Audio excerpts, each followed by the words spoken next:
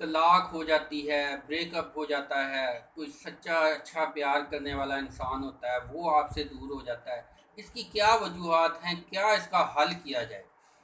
एक तो ये वजह होती है कि इंसान जब डिप्रेशन का शिकार होता है तो वो बहाने से लड़ाई झगड़े करता है, वो मार कुटाई ब्रेकअप की तरफ चला जाता है। तो आपने बंदे को, इंसान को, जो आपका चाहने वाला है, जो आपसे पहले ठीक था या अब जो उसका, उसको गौर करना है कि कहीं ये डिप्रेशन का मरीज तो नहीं बन रहा। क्योंकि अगर डिप्रेशन का मरीज बनेगा तो आप जो मर्जी करते रहें, उसके दिमाग के अंदर जो सोचें पैदा हो रही हैं वो उसको झगड़े की तरफ लेके आएगा, वो उसको अग्रेसिवपन की तरफ लेके आएगा। तो आपने इस चीज़ की हल रखना है। अगर आप ऐसा मसला हो तो डिप्रेशन से रिलेटेड काफ़ी सारी वीडियोस जो हैं, सैकड़ों वीडियोस बनाई हुई हैं, उनको आपने देखना है। वो आपने वीडियो उस इंसान को खुद सुननी है और उसको सुनानी है या उसका ट्रीटमेंट करवाना। गुर्बत, बेरोज़गारी और मसाइल जो हैं वो इंसान का लहजा सख्त कर देते हैं।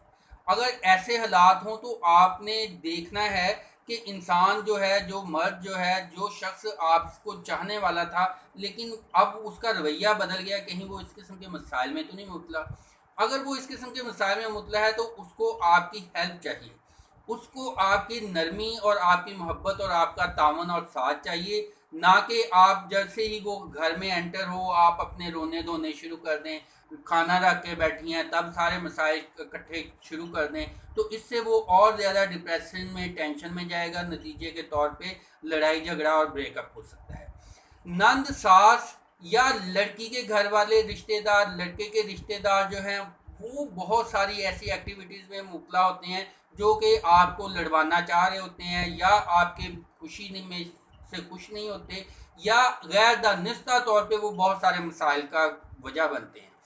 आपने कोशिश करनी है दूसरे सबको अपने जो है, अपने फैमिली रिलेशन जो है उससे उनको दूर रखना। और बाज़ ख़वातीन जो हैं वो अपनी नंद का, अपनी सास का सारी शिकायतें अपने खामंद को लगाती हैं। खामंद मुकाबले पे जो है वो मामला को दुरुस्त करने के लिए अपनी माँ या दूसरी बहनों को समझाने की कोशिश करता है। मसाइल और भड़क जाते हैं। ख़वातीन के साथ जो है लड़की के साथ और ज़्यादा बुरे मिसबिहेव करती हैं नंद और सास वगैरह, क्योंकि वो एक ग्रुप बना होता है।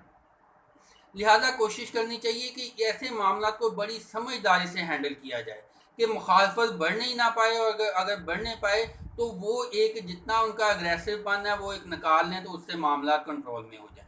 और अगर नंद सास हैं, दूसरे हैं, तो वो एक लहदा पोषण, लहदा निज़ाम बन जाए तो भी कामयाब ज़िंदगी गुजर जाती है। लेकिन नंद और सास जो होती हैं उनको ये चीज़ पसंद नहीं होती। और ज़ाहिर बात है कि उनकी भी उमंगें होती हैं। बात आने वाली जो लड़की है उसी का जहन होता है कि वो जो लड़का है उसके ऊपर मुकम्मल कब्जा कर ले, वो भी ज़्यादती में आता है। ये मिलजुल के अंडरस्टैंडिंग से ये मामला क्लियर करने चाहिए। दूसरा कोई मर्द या कोई दूसरी औरत वो ज़िंदगी में एंटर हो जाए तो वो भी आपकी बाहमी जो है मोहब्बत है उसको डिस्टर्ब कर देती है।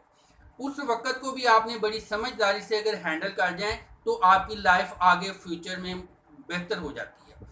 अगर आप उसकी मुखालफत में कोई ऐसे कदम उठा लें कि आपका जो पार्टनर है वो मज़ीद अग्रेसिव हो जाए तो उसके नतीजे में भी आपकी लाइफ जो है वो डिस्टर्ब हो सकती है, आपका रिलेशन ख़राब हो सकता है, आपकी दूरियां बढ़ सकती हैं। लिहाजा अगर वो मुंह जोर घोड़े की तरह है, वो चल रहा है, तो उसको अपना जोर लगा लेने ने बाद में फिर दोबारा वो नॉर्मल कंडीशन में आ जाएगा। उम्मीद इस चीज़ की रखिएगा तो इससे इंशाल्लाह मामला जो है कवर हो जाएंगे। जज्बाती तौर पे जो लोग होते हैं वो जल्दबाज होते हैं, इसलिए आपने अगर कोई जज्बाती पार्टनर आपका जज्बाती है, जल्दबाज है, तो उसको आपने उसकी नेचर को समझ के उसको मौका देना है कि वो जल्दबाजी में कोई फैसला ना करे। कूफते बर्दाश्त जो है वो होनी चाहिए। तेज़ मजाज दोनों हों तो नुकसानदेह होता है। अगर एक मजाज तेज़ मजाजी में है, गुस्से में है, तो दूसरे को थोड़ा हल्का हो जाना चाहिए। इससे आपका जो रिलेशन है वो बरकरार रह सकता है। अगर एक दूसरे की इज्जत ना करें, मारपीट करें, गालियां दे दें एक दूसरे को, उससे मामला बढ़ जाते हैं। बद अखलाकी करेंगे तो मामला बढ़ जाएंगे। इसलिए आपने इन चीज़ों से कंट्रोल करना है और एक दूसरे के लिए बनना, संवरना, तैयार होना, ये ज़िंदगी के में शामिल रखना है। इसको इग्नोर नहीं करना। ये नहीं कि बस ठीक है अभी शादी हो गई है तो आपको ज़रूरत नहीं है। आपने इन चीज़ों को रेगुलर बरकरार रखना है। बुरी आदतें बाज होती हैं जो कि पहले छुपी होती हैं, बाद में खुल के सामने आ जाती हैं। आपने उन बुरी आदतों को मिनिमाइज रखना है, उससे आपका रिलेशन देर देर पा रह सकता है। एक दूसरे को का ख्याल रखना और एक दूसरे को अपनी मोहब्बत का एहसास दिलाते रहना, एक दूसरे के साथ जो है आपने अपने रिलेशन को रिन्यू करते रहना, उसको जो है एहसास दिलाते रहना कि आप उसके लिए लविंग हैं, केयरिंग है, ये आपके रिलेशन को पुख्ता रखेंगे। अगर आप इसको इग्नोर करेंगे तो आप में फासले बढ़ते जाएंगे।